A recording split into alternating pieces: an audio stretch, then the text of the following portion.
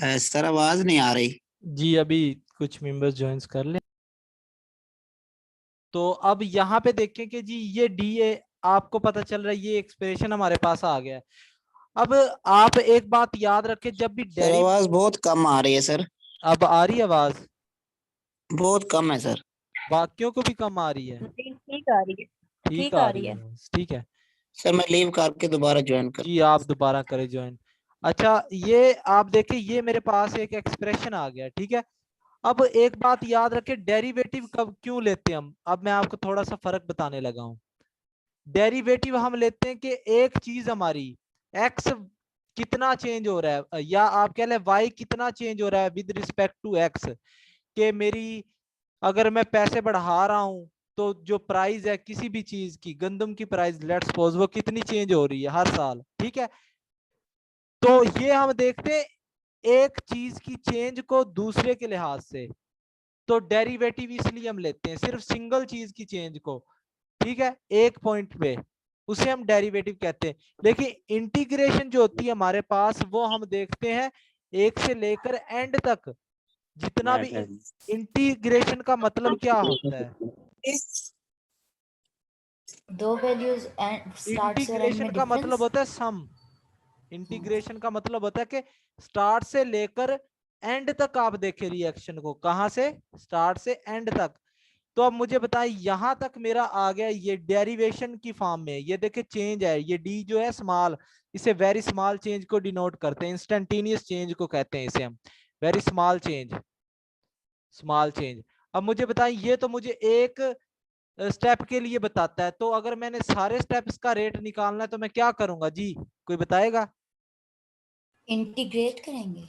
हाँ जी, तो मुझे क्या करना पड़ेगा, मतलब t zero to integrate t करना टी। पड़ेगा। तो मैं इंटीग्रेट कर दूंगा वैल्यूज लेकर, कैसे।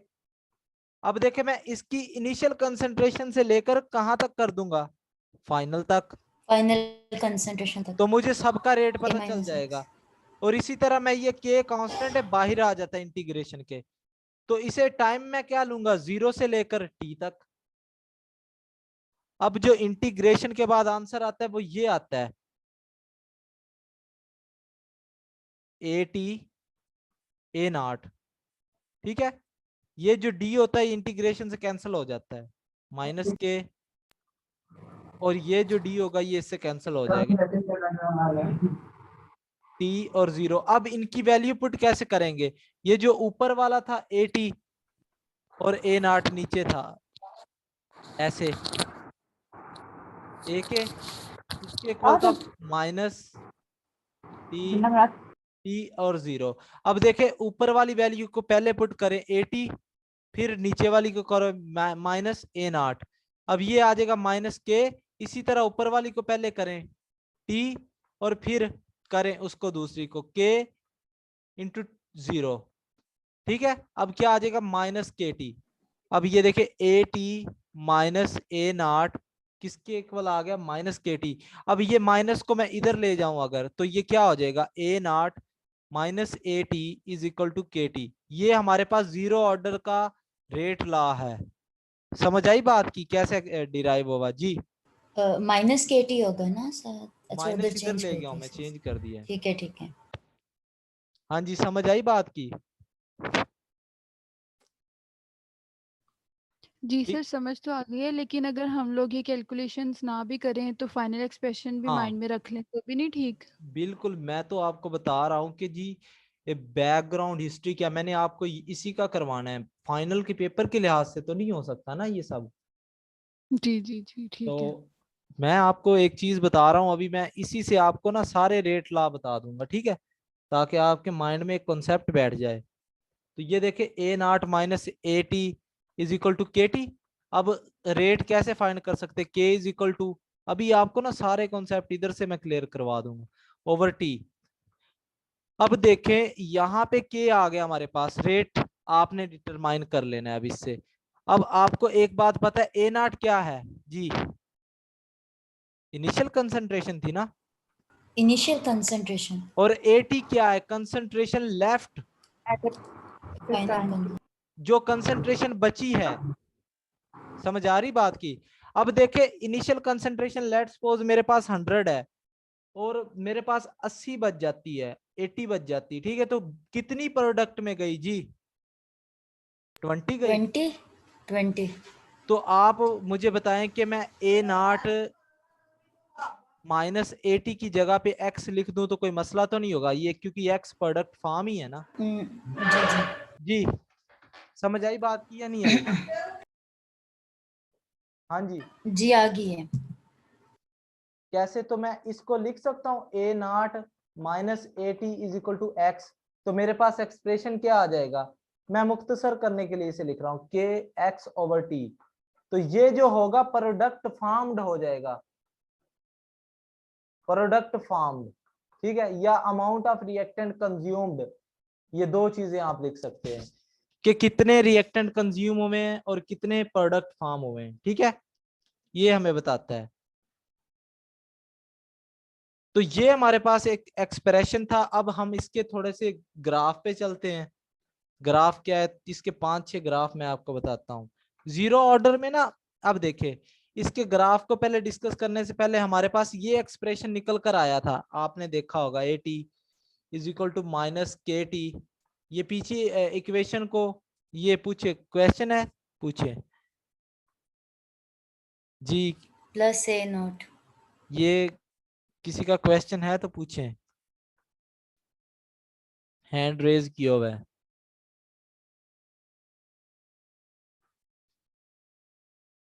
चले अच्छा देखिए, अब आपको एक पता है मैथ में ना एक स्ट्रेट लाइन की इक्वेशन होती है y is equal to mx plus c। आप इससे कंपैरिजन करें इसका, y देखे ये, और k जो हमारे पास m जो होता है ये स्लोप होता है। सर जी वॉइस नहीं आ रही है, देखिए वॉइस का बाकियों को आ रही है ना वॉइस? जी आ रही है। सर आ रही है। तो ये नेट का इशू है, तो आपको रिकॉर्डेड लेक्चर मिल जाएंगे, ठीक है।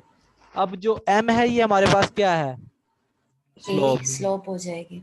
और x क्या है? इंडिपेंडेंट वेरिएबल है, इंडिपेंडेंट है। और ये डिपेंडेंट y जो होता है ये डिपेंडेंट होता है, ठीक है। डिपेंडेंट। और ये जो c है हमारे पास ये क्या है? इंटरसेप्ट है। इंटरसेप्ट। इंटरसेप्ट क्या होता है? इंटरसेप्ट होता है जो ओरिजिन के अलावा पॉइंट हो, ये वाला पॉइंट इंटरसेप्ट होगा। ये ओरिजिन, ये अगर यहाँ से स्टार्ट होगा तो ओरिजिन होगा, तो इंटरसेप्ट 0 होगा। तब यहाँ पे कोई ना कोई इंटरसेप्ट होगा, ठीक सर है। डिपेंडेंट और इंडिपेंडेंट में क्या हाँ जी बताता थोड़ा सा हूँ। एक्सप्लेन कर दें। डिपेंडेंट वो वेरिएबल होता है, आप लोग, हम लोग बचपन से अब तक बड़े हुए हैं तो हम किस पे डिपेंड करते रहे हैं? पेरेंट्स पे। वालदेन। पेरेंट्स पर। तो मतलब हमारे जो पेरेंट है वो इंडिपेंडेंट है, जी ठीक है। जी सर। तो हमने चेंज कैसे होना है? हमने हमें हमारे पेरेंट्स ने हमें कहना कि आपने मैथ रखनी है, बायो रखनी है, समझ आ रही बात की? तो हमने चेंज अकॉर्डिंग टू किसके होना है? वो चीज होगी डिपेंडेंट, जो अकॉर्डिंग टू चेंज हो। और जो किसी के अकॉर्डिंग ना चेंज हो उसे क्या कहेंगे? इंडिपेंडेंट, ठीक है। Yes sir. सर कोई एग्जांपल दे दें इधर से, हाँ मतलब। बहुत बहुत सी एग्जांपल लें। प्रेशर वॉल्यूम, ठीक है, टेम्परेचर वॉल्यूम।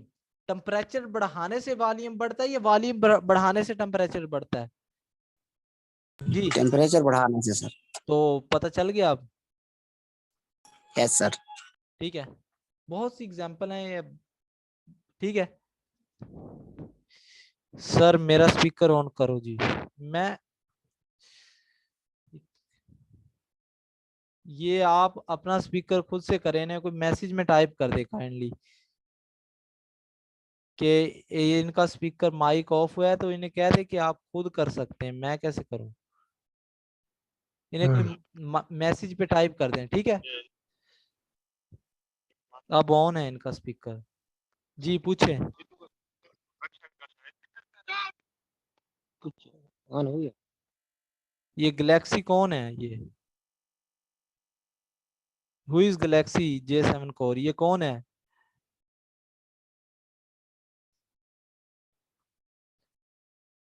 ऐसे ना डिस्टरबेंस ना क्रिएट किया करें, ठीक है। तो इससे आपका नुकसान है, मेरा कोई नुकसान नहीं, क्योंकि टाइम आपका जाया हो रहा है, ये याद रख लें, ठीक है। ऐसे कोई पढ़ा रहा होता है माइंड से चीज निकल जाती, फिर ये अपना हैंड डाउन करें, ठीक है। तो अच्छा, हम बात कर रहे थे डिपेंडेंट और इंडिपेंडेंट। अब देखिए, मैंने आपके सामने एक इक्वेशन लिख दी है, ये वाली, ये पीछे से मैंने रीअरेंज की है, ठीक है। तो मैं y is equal to M X plus C की फॉर्म में ले आया हूँ, ये y है, मैंने कह दिया, ये मेरे पास m है।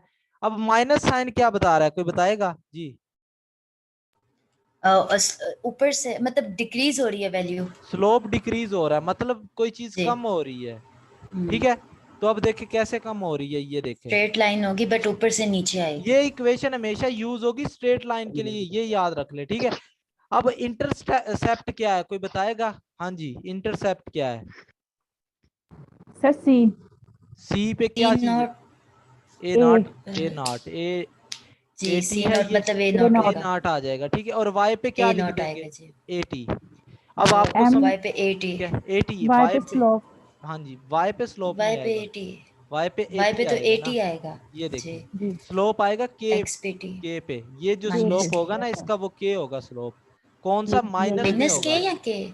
माइनस में सर माइनस। होगा, k ठीक है, माइनस k। ठीक है, क्योंकि डिक्रीज हो रहा है जी। स्लोप। और यहाँ पे क्या आ जाएगा इंडिपेंडेंट पे? टी आ जाए, क्योंकि एक्स आ टाइम किसी पे जाएगा। डिपेंड नहीं कर रहा, अच्छा। टाइम किसी पे डिपेंड नहीं कर रहा, ठीक है। अब आपको समझ जाना चाहिए कि ये देखिए, सबसे पहले आपको रट्टा तो लगाने की जरूरत ही नहीं, ये देखिए इनिशियल कंसंट्रेशन को ही डिनोट कर रहा है ए नॉट, तो हमने ऊपर लिख दिया, और इनिशियल इतनी है पहले। तो ये जो बाकी कंसंट्रेशन होगी इनिशियल के अलावा, वो 8 टाइम टी हो जाएगी। ये जितनी भी कंसंट्रेशन 8 टाइम टी है। समझ आ रही बात की? तो वो इक्वेशन ने हमें जी हाँ। सही बता दिया है कि ग्राफ ऐसे होगा। और ये किसकी चेंज बता रहा है? रिएक्टेंट की चेंज बता रहा है। समझ आ रही बात की? जी आ गई है। ये रिएक्टेंट की कंसंट्रेशन बता रहा है। अब प्रोडक्ट की क्या होगा जी? प्रोडक्ट का ऐसे लिख सकता हूं, तो स्लोप क्या आ जाएगा? पॉजिटिव के। जी समझ आ रही बात की? बाकी चीजें सेम हाँ। है, ये इंटरसेप्ट भी सेम होगा। क्योंकि इसमें प्रोडक्ट के लिए इंटरसेप्ट 0 पॉजिटिव होगा, होता है। ठीक है, इसमें इंटरसेप्ट होगा ही नहीं, ठीक है, इंटरसेप्ट ओरिजिन 0। से ज्वाइन करेगी हाँ सर, जी, ये ओरिजिन से ज्वाइन करेगी। रीजन से करेगी, ठीक है, ये आप फार्मूले से ठीक है, देख सकते हैं, ठीक है, ठीक है। Concentration of product. और सर ये जो इसकी लाइन होगी ये बिल्कुल स्ट्रेट होगी या थोड़ी सी बेंट वाली होगी प्रोडक्ट्स की? स्ट्रेट होगी मेरे ख्याल में। जो लाइन होगी वो स्ट्रेट होगी, ठीक है, वो कैसे? क्योंकि ये जो हम लिख रहे होते हैं ना, y is equal to M X plus C, ये स्ट्रेट लाइन के लिए होता है। और जो ऑर्डर ऑफ रिएक्शन, आप देखिए कंसंट्रेशन ऑफ प्रोडक्ट इंक्रीज हो रही, डिक्रीज हो रही है वक्त के साथ जी? कंसंट्रेशन ऑफ प्रोडक्ट इंक्रीज हो रही है, रिएक्टेंट की डिक्रीज हो रही है। सर प्रोडक्ट मैं कह रही हूँ इंक्रीज तो होगा, लेकिन ऐसे बिल्कुल कंटिन्यूस इंक्रीज तो नहीं आ कंटिन्यूस सकता। 1-2 पॉइंट ऊपर नीचे हो सकते हैं, लेकिन लाइन सीधी आएगी, ठीक है, 1-2 चलिए पॉइंट ठीक हो सर सकते हैं। सर जो y is equal to the M X plus C है सर, जो c हमारे पास इंटरसेप्ट है, तो लाइन ओरिजिन से पास तो नहीं करेगी ना? हाँ जी, जो ओरिजिन के अलावा होगी वो इंटरसेप्ट होगी, ठीक है। जी सर। ये जीरो ऑर्डर था। 1-2 ग्राफ और बता देता हूं आपको। अगर कंसंट्रेशन और रेट के दरमियान, तो जी बताएं क्या ग्राफ आएगा? स्ट्रेट आएगा, डिक्रीज होगा, इंक्रीज होगा जी? हाँ, कंसंट्रेशन रेट ऑफ रिएक्शन में कैसा ग्राफ आएगा? ऐसा आएगा, ऐसा आएगा, ऐसा आएगा? स्ट्रेट 1 लाइन 2 3, स्ट्रेट कौन सा? हाँ जी, 3 वाले 3 वाला 3 वाला आएगा, सर 3 टू वाला वाला नहीं आएगा, रेट आएगा। Of the 2 reaction. वाला 2 आएगा। वाला आएगा। अब मुझे एक बात वाला बताएं, आएगा। आपने क्या समझा फिर? Zero order reaction concentration rate depend करता है स्ट्रेट लाइन आएगा। कंसंट्रेशन पे? नहीं करता। तो पेपर में यही गलती कर दीजिएगा, हाँ, फर्स्ट वाला ही आएगा। ये वाला आएगा। ये माइक क्या इशू है? इन माइक को इनके समझ आई बात की या नहीं आई जी? किसको समझ नहीं आई तो पूछे दोबारा। तो वो भी समझ आ गई है? बात कर रहे हैं कि रेट ऑफ रिएक्शन जो जीरो ऑर्डर में है, वो क्या रिएक्टेंट की ये कैसे आएगा? कंसंट्रेशन पे डिपेंड करता है? रेट ऑफ रिएक्शन जी जीरो ऑर्डर में? No sir. तो जब डिपेंड ही नहीं करता तो कांस्टेंट ना आएगा, 1 आ जाएगा। तो 1 क्या होता है, कांस्टेंट होता है या वेरिएबल होता है? One constant. तो कांस्टेंट का मतलब क्या होगा, लाइन सीधी आएगी, जितना मर्जी आप कंसंट्रेशन बढ़ाते जाएं, रेट पे कोई फर्क नहीं पड़ेगा। समझ आ रही बात की? जी जी सर। ठीक है, अब क्लियर होगा ग्राफ सीधा क्यों आएगा। अभी जी आप सर। आपका मजीद कॉन्सेप्ट से देखते हैं जी। अब ग्राफ क्या आएगा?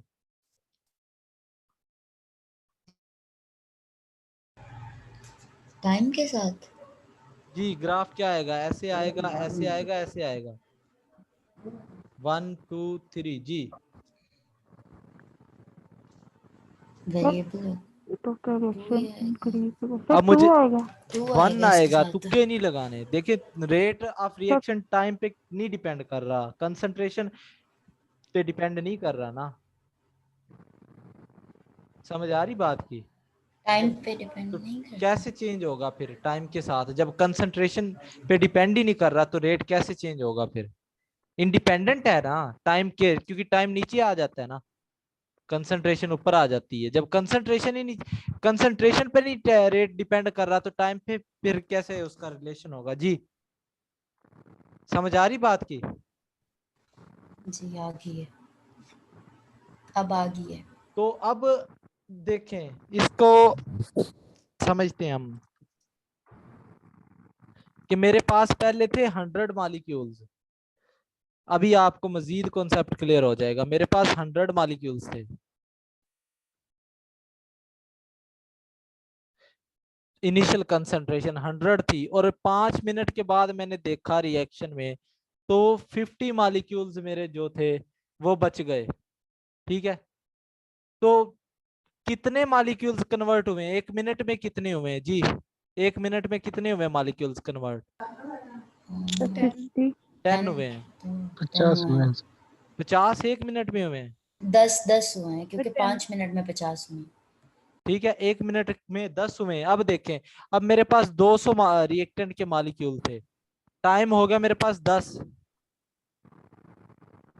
अभी आपको समझ आ जाती है। और मेरे पास जो मॉलिक्यूल बचे 100, अब 1 मिनट में कितने मॉलिक्यूल जा रहे हैं? हाँ जी बताएं, 1 मिनट में कितने मॉलिक्यूल जा रहे हैं? 10 ही जा रहे हैं, 10 10 जा ही रहे जा हैं। रहे हैं। अब 300 मेरे पास हो गए हैं, और मेरे पास कंसंट्रेशन लेफ्ट रहेगी 150, और टाइम हो गया 15 मिनट। अब कितने जा रहे हैं 1 मिनट में? 15। अब मुझे बताएं, यहाँ पे कंसंट्रेशन पे 10 रेट जा रहे हैं। अब छोड़े, अब कंसंट्रेशन पे रेट डिपेंड कर रहा है या नहीं कर रहा जी? बताएं। सर नहीं कर रहा। और टाइम नहीं पे कर रहा डिपेंड कर रहा है या कंसंट्रेशन, नहीं कर रहा? सर टाइम पे डिपेंड कर रहा। नहीं कर रहा। 1 मिनट में नहीं कर, वो देखें, अपनी मर्जी से। 1 मिनट में देखिए कितना चेंज आ रहा है 1 मिनट में? सेम आ रहा है ना, 10 मॉलिक्यूल 10 ही जा रहे सेम हैं आ 1 रहा मिनट में। है। समझ आ रही? तो मतलब रेट ऑफ रिएक्शन ना कंसंट्रेशन पे डिपेंड कर रहा है ना टाइम पे जी। क्लियर हुआ जीरो ऑर्डर? हाँ जी। जी हो गया सर। अब हाफ लाइफ को देखते हैं हम। हाफ लाइफ क्या होती है? हाफ लाइफ वो वक्त होता है जब आपकी इनिशियल कंसंट्रेशन क्या हो जाए, आधी हाफ हो रह जाए, जाती है। या आपका 50% रिएक्शन कंप्लीट हो जाए। ठीक है, उसे हम हाफ लाइफ कहेंगे। तो आपका जो 80 किसके इक्वल हो जाएगा? A0/2। तो इसको इक्वेशन में पुट कर दें, आपके पास होती 80 is equal to A0 minus KT। ये इक्वेशन हमने देखी पीछे। अब A0/2 पुट कर दें, ठीक है, और यहाँ पे आ जाएगा A0 माइनस KT1/2। ठीक है, तो यहाँ पे हाफ लाइफ का फार्मूला निकल के आ जाएगा T1/2 is equal to sir A0 आवाज की समझ नहीं आ रही। A0/2K। ठीक है, नहीं थोड़ी सी कम आ रही है अभी भी। ये आप दोबारा से ज्वाइन करें। वो सर जब आप थोड़ा सा पीछे माइक हो जाता है तब आवाज कम हो जाती है। ठीक है, अब देखिए यहाँ पे जो है हमारे पास T1/2 डायरेक्टली प्रोपोर्शनल किसके? कंसंट्रेशन के। समझ आ रही बात की? तो जो हाफ लाइफ है वो डिपेंड कर रही है कंसंट्रेशन के। अब हाफ लाइफ का अगर आपसे ग्राफ पूछा जाए T1/2 और A0 के, तो देखें हाफ लाइफ डिपेंड कर रही है, लेकिन जो रेट है वो डिपेंड नहीं कर रहा, ये याद रखनी है आपने, ठीक है। जितनी ज्यादा कंसंट्रेशन होगी उतनी हाफ लाइफ ज्यादा होगी, तो ये हाफ लाइफ और कंसंट्रेशन के दरमियान ग्राफ है, लेकिन जो रेट है वो डिपेंड नहीं कर रहा। हाँ जी, कोई मसला है तो बताएं, समझ आई बात की? जी आ गई है। अब Yes, sir. यूनिट का मैंने आपको बता दिया वो आप कैसे कैलकुलेट करते हैं। अब फर्स्ट ऑर्डर का ना मैं आपको फॉर्म बता देता हूँ, ये सेम चीजें आपने डेरिवेशन आप किसी भी बुक से देख सकते हैं। फर्स्ट ऑर्डर की आपको फॉर्म बता दूं, वो ऐसे होगा ये आप लिख देंगे log 10 की a naught minus log a t is equal to के टी बाई 2.33, और इसका ग्राफ भी सेम होगा, ग्राफ इनके सेम होंगे, याद रखिएगा। रिएक्टेंट की बात करेंगे ग्राफ सेम होंगे, प्रोडक्ट की बात करेंगे ग्राफ ऐसे होंगे, ग्राफ में कोई चेंजेस नहीं आएंगी। लेकिन यहाँ पे जो चेंजेस आएंगी वो वैल्यूज ये वाली, अब यहाँ पे ए नॉट आएगा, वही यहाँ पे लॉग आ गया सिर्फ, और यहाँ पे आ जाएगा log 80 सर नॉट आ जाएगा रिएक्टेंट जी। हाँ सर जी, रिएक्टेंट में हमेशा जो ग्राफ है वो ऊपर से नीचे होता है, हाँ जी प्रोडक्ट बिल्कुल, में हमेशा इंक्रीज होता है नीचे से ऊपर। क्योंकि नेगेटिव स्लोप आता है रिएक्टेंट में, ठीक है। प्रोडक्ट में पॉजिटिव आता है, स्लोप कहते हैं ढिलवान को। तो ये आप बता सकते हैं, ये टाइम के रिकॉर्डिंग है, ठीक है। तो ग्राफ सेम है। अब ये चीजें नहीं पूछते, अब आपको पता होना चाहिए फर्स्ट ऑर्डर रिएक्शन की एग्जांपल कौन सी है। जितने भी न्यूक्लियर रिएक्शन है आपके पास, न्यूक्लियर रिएक्शन है, ये सारे फर्स्ट ऑर्डर हैं। जो growth and decay of bacteria, growth and decay of bacteria, bacteria के, ठीक है। Inversion of sugar, inversion of sugar ये आपके पास है, ये आपके पास फर्स्ट ऑर्डर है। एसिडिक हाइड्रोलिसिस ये आपके पास फर्स्ट ऑर्डर रिएक्शन है, ठीक है। तो इसका अब ना आपको याद करने के दो फार्मूले में ट्रिक्स बताने जा रहा हूं आपको। यूनिट का मैंने आपको बता दिया है, अब हाफ लाइफ कैसे आप निकालेंगे उसकी आपको ट्रिक बताता हूं मैं। बेसिकली पूछी ये दो तीन चीजें ही जाती है। अब देखें, हाफ लाइफ के लिए फार्मूला ये होता है, सिवाय फर्स्ट ऑर्डर के बाकी सब की आप हाफ लाइफ इस फार्मूले से निकाल सकते हैं जी।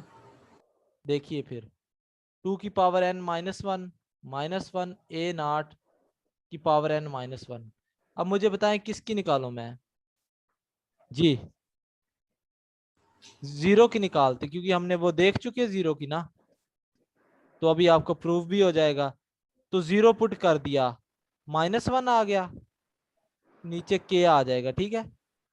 अब 2 की पावर 0 -1 आ जाएगा और -1, अब नीचे क्या आ जाएगा, a नॉट इनिशियल कंसंट्रेशन है, ठीक है। यहाँ पे भी -1 आ जाएगा और ये साथ -1 है। अब इनको हल करें आप, ये माइनस ऊपर चला जाएगा और 1/k, ठीक है। अगर इसको एलसीएम ले लेंगे आप 1/2 करके लिख दें, 1/2 -1 ओवर 1/a नॉट -1, ठीक है। अब इसको आप लिखेंगे, जब आप सॉल्व करेंगे ना तो आपके पास जो आंसर आएगा ये आएगा आपके पास आंसर a/2k, ठीक है। ये जीरो ऑर्डर का आंसर, आप फार्मूला आपके पास यही होगा, a0/2k, यही आंसर आएगा आपके पास, ठीक है। समझ आ रही बात की या नहीं आ रही? फार्मूला आपके पास यही है। आप जब इसे सॉल्व करेंगे किसी भी ऑर्डर के आप हाफ लाइफ फाइंड कर सकते हैं, फार्मूला निकाल सकते हैं इससे, सिवाय फर्स्ट ऑर्डर के, क्योंकि फर्स्ट ऑर्डर के लिए ये वैलिड नहीं है, जीरो हो जाएगी वैल्यूज, ठीक है। फर्स्ट ऑर्डर की हाफ लाइफ आपको याद करनी पड़ेगी, क्या वो होती 693/k, ठीक है। और एक बात याद रखिएगा, क्वेश्चन पूछा जाता है फर्स्ट नीचे जो है a नॉट n-1, हाँ जी, n ऊपर है पावर में, a नीचे इसके है, ठीक है, a साथ है इसके माइनस में, ठीक है। और सर फर्स्ट ऑर्डर जो होता है इसका जो ये हाफ लाइफ होती है, ये इंडिपेंडेंट होती है ना रिएक्टेंट की कंसंट्रेशन के, वही बता रहा तो हूँ। इसका ग्राफ फिर स्ट्रेट होगा। तो इसका ग्राफ इस तरह से होगा, ठीक है, टी हाफ लाइफ और इनिशियल Straight हो कंसंट्रेशन, ठीक है ना। ये चीजें आपने याद रखनी है। ये चैप्टर ऑलमोस्ट हमने कवर कर लिया है, आपको मैंने यूनिट निकालने का मेथड बता दिया, पेपर में यही आएगा, ठीक है। का आपको ऑर्डर कैसे फाइंड करना है वो बता दिया। अब हम कुछ एमसीक्यूज देखते हैं, लेकिन यहाँ तक कोई समझ नहीं आई चीज तो बताएं, फिर हम आगे चलते हैं जी। केमिकल काइनेटिक्स सर जी, जी। सर सर जी जो सीडो फर्स्ट ऑर्डर आए हाँ उसका वो, कैसे होगा? हाँ वो मैं बताना भूल गया, अभी बता देते हैं आपको। सीडो फर्स्ट ऑर्डर, अच्छा कुछ रिएक्शन जो होते हैं ना वो शो तो करवा रहे होते कि वो डबल उनका ऑर्डर जो है वो आप कह लें कि सेकंड ऑर्डर रिएक्शन। मिसाल के तौर पर आपके पास शुगर की हाइड्रोलिसिस होती है, C6H12O6, ग्लूकोज और फ्रक्टोज बनता है। अब बात पता है क्या है, यहाँ पे वाटर एक्सेस में होता है। अब एक्सेस में होता है तो ये दो फंक्शन करवा रहा होता है, कौन कौन से? एक तो सॉल्वेंट के तौर पर एक्ट कर रहा होता है, ठीक है। दूसरा ये रिएक्शन के साथ पार्टिसिपेट भी कर रहा होता है वाटर की। अब एक बात मुझे बता दे, जब किसी चीज की कंसंट्रेशन एक्सेस में ले ली जाए तो उसे हम इग्नोर कर सकते हैं। कैसे? कि वो जी एक्सेस नो में सर। है, ठीक है, ये आपको पता है ना। अब देखा जाए तो ये रिएक्शन हमें नजर क्या आ रहा है, सेकंड ऑर्डर, लेकिन होता क्या है, फर्स्ट है। क्यों? क्योंकि वाटर इसमें Zero एक्सेस first. में है। अब देखिए आपको पता है जब शुगर में इतना ज्यादा पानी ऐड कर दें उसकी मिठास कम हो जाए तो हम ये तो कह देते हैं ना कि जी शुगर को इग्नोर कर दो जी। ऐसे है या नहीं है? हम कह देते कि शुगर है ही नहीं इसमें, ऐसे जैसे इतना ज्यादा पानी डाल दिया गया इसमें। समझ आ रही बात की या नहीं आ रही? सर शुगर को जी इग्नोर आ रही करना यस सर आ रहे हैं। शुगर को इग्नोर इस लिहाज से करना है, मैं आपको समझाने की बात कर रहा हूं। एक हमने एक्सेस में ले ली ये चीज, लेकिन यहाँ पे देखिए ये शुगर बन रही है, यहाँ पे शुगर बन रही है, ब्रेक डाउन हो रही है सुक्रोज की।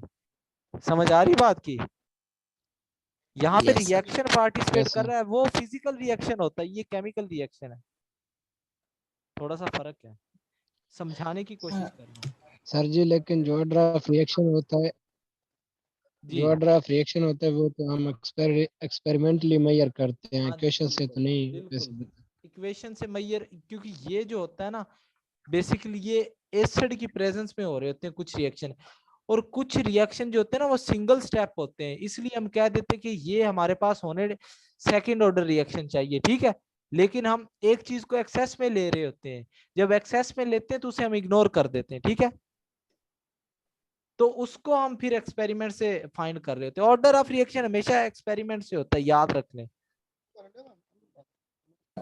Excuse me sir, order of reaction negative हो सकते हैं, मैंने कहीं पे पढ़ा था। हाँ जी, ऑर्डर ऑफ रिएक्शन कुछ भी हो सकता है। नेगेटिव आपको बताया इनहिबिटर, तो उसमें जी क्या जी, होगा? डिक्रीज हो जाएगी ना, तो इनहिबिट एक हो तो जाएगा, क्या हो जाएगा, नेगेटिव में चला जाएगा ना। नेगेटिव हो जाएगा, ऑर्डर ठीक है। ऑफ रिएक्शन कुछ भी हो सकता है, लेकिन मॉलिक्यूलरिटी ऑलवेज होल नंबर होगी। 3 से ज्यादा नहीं मॉलिक्यूलरिटी होती ना वो भी। 3 से ज्यादा इसलिए नहीं होती क्योंकि कुलयन जो होता है, मॉलिक्यूल्स जो रिएक्शन होता है वो कुलयन पे डिपेंड कर रहा होता है, जी ठीक जी। है, इफेक्टिव कुलयन। अब कुछ एमसीक्यूज आपसे Excuse me, sir. जी पूछे। सर नेगेटिव ऑर्डर की कोई एग्जांपल? इनहिबिटर की बात बता रहा हूँ ना, कि आपने इंजाइम लगाया था, इनहिबिटर होता है। ठीक है, तो जी जी। आपने एक इनहिबिटर ऐड कर दिया एक्स, तो आपको पता चला कि जी ये जो इनहिबिटर है ना इसकी कंसंट्रेशन अगर 2 गुना इंक्रीज कर दी जाए तो जो रेट है ना हमारा वो 2 टाइम्स डिक्रीज कर देता है। तो इसमें जी माइनस में आ गया या नहीं आया? जी ठीक है। ठीक है सर। एज सच एग्जांपल हमारे माइंड में नहीं हो सकती क्योंकि अ, आपको पता है केमिस्ट्री बहुत वसी है, लेकिन हम एग्जांपल से समझा सकते हैं, जनरल एग्जांपल से, ठीक है। Yes sir.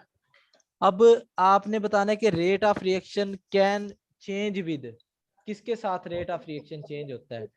एक तो टेम्परेचर, दूसरा जी कैटालिस्ट, तीसरा कंसंट्रेशन, कंसंट्रेशन चौथा है all of these ji.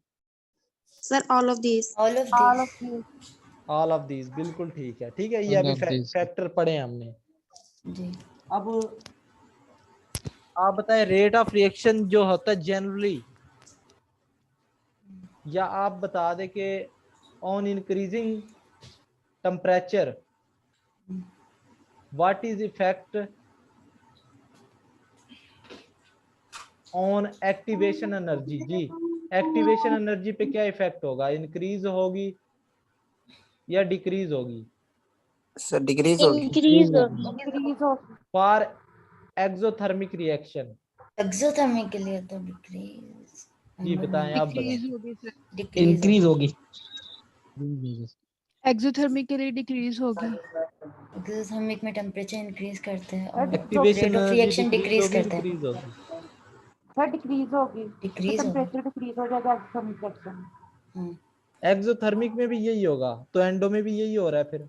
Question दोबारा रिपीट करते हैं। एंडो में On- डिक्रीज होगी में ऑन तो इंक्रीजिंग increase टेम्परेचर, टेम्परेचर बढ़ाने से, मुझे एक छोड़े, जनरल बताएं, टेम्परेचर बढ़ाने से एक्टिवेशन एनर्जी इंक्रीज होती है, डिक्रीज होती है? सर इंक्रीज होगी। सर डिक्रीज, डिक्रीज होती है। Sir decrease. चलिए एक्टिवेशन एनर्जी की डेफिनेशन पहले हम पढ़ते हैं। minimum amount of energy that is required to convert reactant into product. Activation energy वो एनर्जी होती है जो ये वाले रिएक्टेंट हैं इनको इधर तक ले जाए, ठीक है? एक्टिवेशन एनर्जी जो होती है हमारे पास, इस अमाउंट के रिएक्टेंट को इधर तक ले जाए। अब मैं आपको बता दूं कि रिएक्शन की एक होती थ्रेशोल्ड एनर्जी। थ्रेशोल्ड एनर्जी होती टोटल एनर्जी ऑफ रिएक्शन, यहां से लेकर यहां तक जितनी एनर्जी है उसे हम कहेंगे थ्रेशोल्ड एनर्जी। और ये वाली एनर्जी है, इसे हम कहेंगे एक्टिवेशन एनर्जी। अब फार्मूला मैं आपको बना सकता हूँ, थ्रेशोल्ड एनर्जी इक्वल होती है activation energy plus internal energy के। कैसे?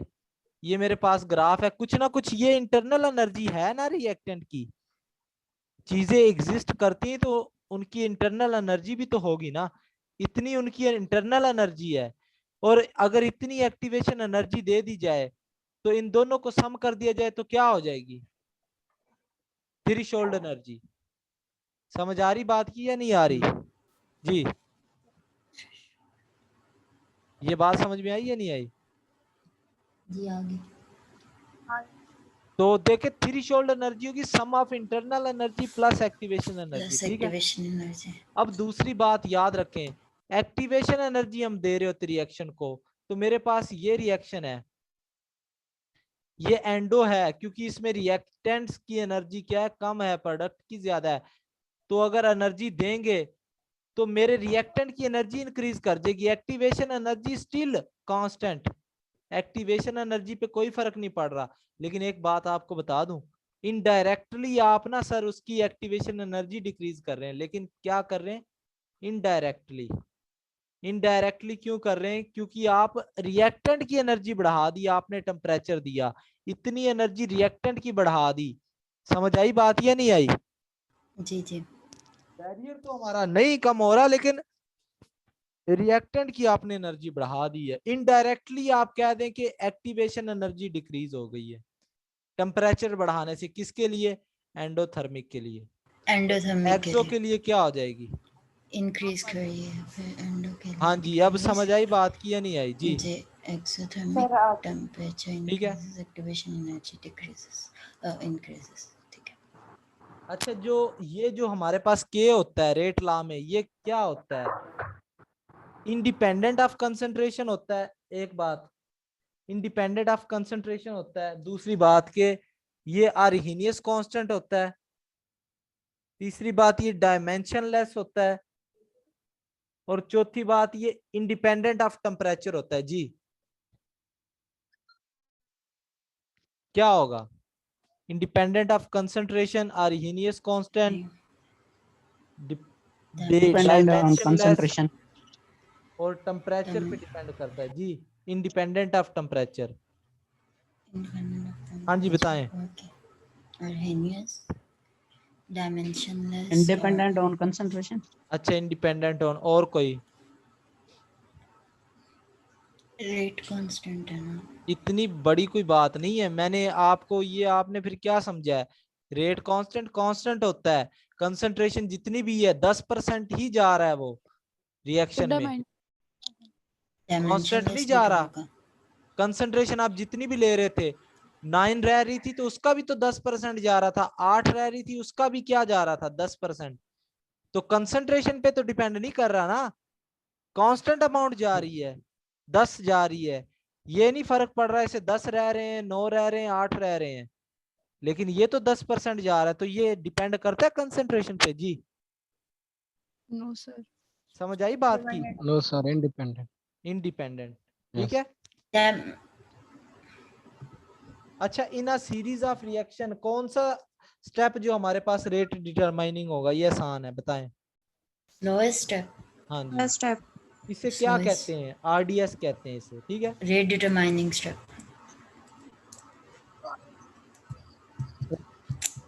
अच्छा, रेट जो हम डिटरमाइन करते हैं वो किससे करते हैं? Second step होता है सर, उसे स्लोइंग। सेकंड स्टेप हो ये लाजमी नहीं है, एक बात याद रख लें, ठीक है। कोई भी हो सकता कोई भी हो सकता है रिएक्शन में, पहला भी हो सकता है, सेकंड भी हो सकता है, ठीक है। लेकिन सर वो स्लो होता है। जो स्लो होता है ना, मैंने आपको बताया वो सेकंड और फर्स्ट से उसका कोई लिंक नहीं है, ठीक है। वो दोनों में से कोई भी हो सकता है, वो तो एक्सपेरिमेंटली हमें पता चलेगा, ठीक है।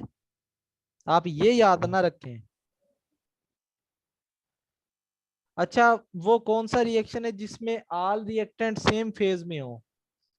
होमोजीनियस, हेट्रोजीनियस, बाइमॉलिक्यूलर, एलिमेंट्री जी। Homogeneous. है, जिसमें सेम होते हैं homogeneous. होमोजीनियस होंगे, ठीक है। जी। ये मीटिंग एंड होने वाली है 1 मिनट के बाद, आप दोबारा से ज्वाइन कीजिएगा, हम 5 मिनट और लेंगे तो फिर एंड कर देंगे। जी। जैसे टेम्परेचर इंक्रीज करता है, रेट ऑफ रिएक्शन क्या करता है जी? Increase. Increase. करेगा। Increase हाफ करेगा। Life of first order depend करती है रिएक्टेंट की कंसंट्रेशन पे, नहीं करती? Independent. Half life Independent. Of first order Independent. Independent होती है, Does ठीक not है। depend. Does not depend upon.